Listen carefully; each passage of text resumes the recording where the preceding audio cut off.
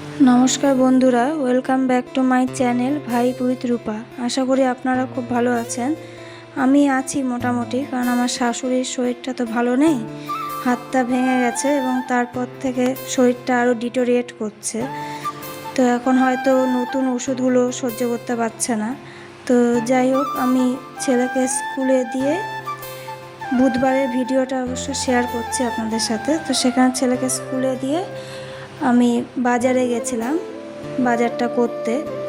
তো আমার ভিডিও যদি আপনাদের ভালো লাগে তাহলে অবশ্য করে সাবস্ক্রাইব করুন এবং লাইক শেয়ার কমেন্ট করুন। আমার ভিডিওটা একটু দিতে অসুবিধা হচ্ছে, কারণ আগেই বললাম যে আমার শাশুড়ির শরীরটা ভালো না। তো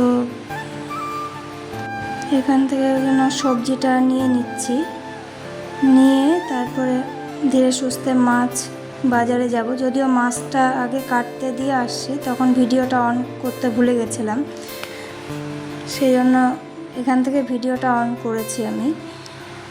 আসলে সমস্ত দিক সামলাতে গিয়ে ভিডিওটা ঠিকমতো করা হয়ে উঠছে না আমার।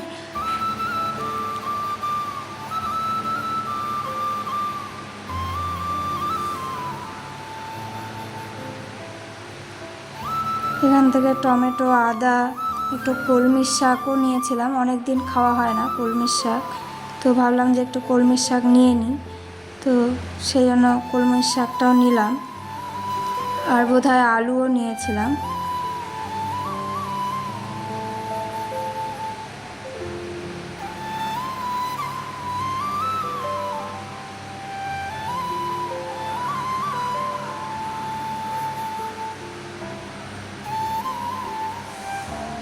তারপর সবজিটা নিয়ে আমরা মাছ বাজারের দিকে গেলাম, মাছটা কাটতে দিয়ে আসলাম, সেই মাছটাই নিতে যাচ্ছি।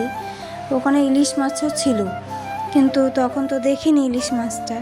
ইলিশ মাছটা খুব ভালো ছিল, বেশ চওড়া পেটওয়ালা, কিন্তু দেখিনি আর কি করব। তারপর ওখান থেকে ফুল, কলা, পান যেগুলো লাগে বৃহস্পতিবার পুজো, পরের দিন তো বৃহস্পতিবার, তো সেগুলোই নিলাম।